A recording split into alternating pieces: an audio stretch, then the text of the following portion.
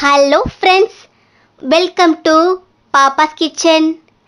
இன்னைக்கு நம்ம கிச்சனில் ரொம்ப ஒரு சாஃப்டான சூப்பரான ரெசிபி. முக்கியமான வெறும் 4 பொருட்கள், அதுவும் வீட்டில் உள்ள பொருட்கள் வச்சு ரொம்ப சாஃப்டாக வாயில் வச்சதுமே கரைகிற மாதிரி ஒரு சூப்பரான புட்டிங். ரொம்ப சுவையாக ரொம்பவே சுலபமாக எப்படி செய்யுதுன்னு பார்க்கலாம் வாங்க கிச்சனுக்கு. இப்போ முதல்ல நீங்கள் எந்த பாத்திரத்தில் புட்டிங் செய்கிறீங்களோ அதில் வெண்ணெய் அல்லது நெய் கொஞ்சம் தடவி வச்சிருங்க. அடியிலையும் ஓரங்கள்லையும் நல்லா நெய் அப்ளை பண்ணிடுங்க. அப்போ தான் புட்டிங் ரெடியானதும் ஒட்டாமல் நமக்கு கிடைக்கும். இப்போ ரெடியாக இருக்குது, இது அப்படியே இருக்கட்டும். இப்போ நாம் சுகரை கேரமலைஸ் பண்ணி எடுத்துக்க போகிறோம். ஸோ ஒரு அடி கனமான பாத்திரத்தில் 1/2 கப் சுகர் சேர்த்துடுறேன். கூடவே 1/4 கப் தண்ணீர் சேர்த்துட்டு ஒரு மிதமான தீயிலேயே கலந்து விட்டுருங்க. அடிக்கடி கரண்டி போட்டு கலந்துட்டே இருக்க வேணாம், கிறிஸ்டல் மாதிரி ஃபார்ம் ஆயிரும். ஸோ சுகர் நல்லா கரையிற வரைக்கும் மட்டும் லேசாக இந்த மாதிரி கலந்து விடுங்க. சுகர் நல்லா கரைஞ்சதும் ஒரு குறைவான தீயிலேயே அப்படியே விட்டுருங்க. கொஞ்ச நேரத்திலேயே, அதாவது ஒரு நிமிஷத்திலேயே இந்த மாதிரி ஒரு தேன் கலரில் சுகர் நல்லா கேரமலைஸ்ட் ஆகி வரும். இந்த மாதிரி வந்ததுமே ஸ்டவ் ஆஃப் பண்ணிடுங்க. இதுக்கு மேலே ஓவராக நீங்கள் அடுப்பில் வச்சுருந்தீங்க அப்படின்னா கசப்பு சுவை கொடுத்துரும். ஸோ உடனேயே ஸ்டவ் ஆஃப் பண்ணிவிட்டு நாம் நெய் தடவி வச்சுருந்தோம் இல்லையா, அந்த பாத்திரத்துக்கு மாற்றிடுங்க. இந்த ஸ்டெப் ரொம்ப முக்கியம், உடனேயே மாற்றணும், இல்லைனா அப்படியே அதே பாத்திரத்தில் செட் ஆகிரும். இப்போ இதை அப்படியே ஓரமாக வச்சுருங்க. நல்லா ஆறி செட் ஆகி வரணும். இப்போ இருக்கட்டும். இப்போது அதுக்கடையில் ஒரு சாஸ்பேனில் 1/2 லிட்டர் நல்ல கெட்டியான பால் சேர்க்குறேன். சேர்த்துட்டு நல்லா காய்ச்சி எடுத்துருங்க. பால் நல்லா கொதித்து பொங்கி வந்த பிறகு 1/2 கப் சுகர் உள்ளே சேர்த்துடலாம். கூடவே 2 டேபிள் ஸ்பூன் வெண்ணெய் சேர்க்குறேன். இது சேர்க்காமலும் செய்யலாம், சேர்த்திங்கன்னா ரொம்ப சாஃப்டாக இருக்கும். 1/4 கப் அளவுக்கு ரவை உள்ளே சேர்த்துடலாம். ரவை வறுக்க தேவை கிடையாது, அப்படியே சேருங்க. இது சரியாக 4 டேபிள் ஸ்பூன் இருந்தது. சேர்த்துட்டு நல்லா கலந்து விட்டுருங்க. அந்த வெண்ணெய் நல்லா மெல்ட் ஆகி சுகர் நல்லா கரைஞ்சி ரவையும் லேசாக வெந்து வரணும். ஸோ ஒரு 3 நிமிஷம் மிதமான தீயில இருக்கட்டும். நல்லா கொதிச்சு ரவை ரொம்ப சூப்பராக வெந்து வந்துட்டுருக்கு. ரவை நல்லா வெந்து வந்த பிறகு ஸ்டவ் ஆஃப் பண்ணிவிட்டு இதை அப்படியே வச்சிருங்க, நல்லா ஆறி வரட்டும். இப்போது அதுக்கிடையில் ஒரு பவுலில் 3 முட்டை சேர்க்குறேன். கூடவே 1/4 டீஸ்பூன் வெனிலா எசன்ஸ். இது அந்த முட்டை ஸ்மெல் இல்லாமல் இருக்கத்தான்.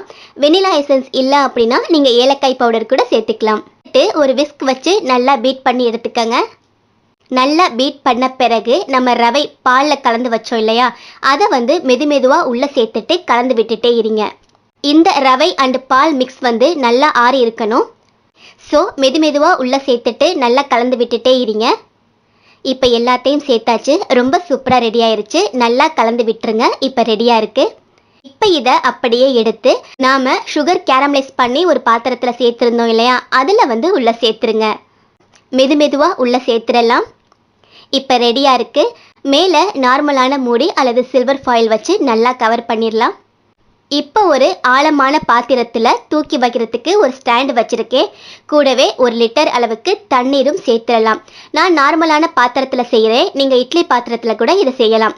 இப்போ இதை உள்ளே வச்சிடலாம். வச்சுட்டு மூடி வச்சு ஒரு குறைவான தீயில சரியாக 40 நிமிஷம் அப்படியே இருக்கணும். இப்போ இருக்கட்டும். இப்போ சரியாக 40 நிமிஷத்துக்கு பிறகு ஓப்பன் பண்ணி பார்க்குறேன். இதையும் ஓப்பன் பண்ணிடலாம். ரொம்ப சூப்பராக வெந்து வந்திருக்கு. இது பர்ஃபெக்டாக வெந்திருக்கான்னு தெரிஞ்சுக்கிறதுக்கு ஒரு குச்சி அல்லது கத்திகளை உள்ளே விட்டு பார்த்தீங்க அப்படின்னா ஒட்டாமல் வரும்.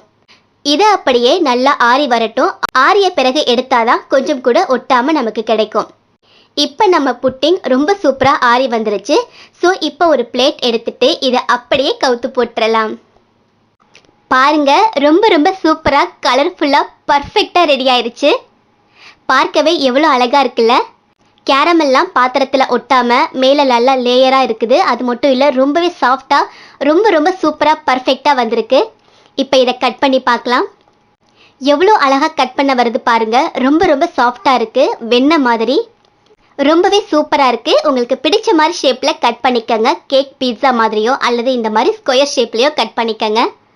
பார்க்க மட்டும் இல்லை, டேஸ்ட்டும் ரொம்ப அட்டகாசமாக இருந்தது. வாயில் வச்சதுமே கரையிற மாதிரி. கண்டிப்பாக நீங்கள் ட்ரை பண்ணி பாருங்கள். கொஞ்சம் கூட டிசப்பாயின்மெண்ட் ஆகவே மாட்டீங்க. குழந்தைங்களுக்கு மட்டும் கிடையாது, வீட்டில் உள்ள பெரியவங்களுக்கு கூட ரொம்ப பிடிச்சு போகும். அவ்வளோ சூப்பரான ஒரு அருமையான ஸ்வீட்டு. ஸோ கண்டிப்பாக மிஸ் பண்ணாமல் நீங்களும் இதே மெத்தடில் வீட்டில் செஞ்சு பார்த்துட்டு எப்படி இருக்குன்னு கமெண்ட்டில் சொல்லுங்கள். நான் சொன்ன ரெசிபி பிடிச்சிருந்தா லைக் பண்ணி ஷேர் பண்ணுங்கள். மறக்காமல் சப்ஸ்கிரைப் பண்ணுங்கள். தேங்க்யூ.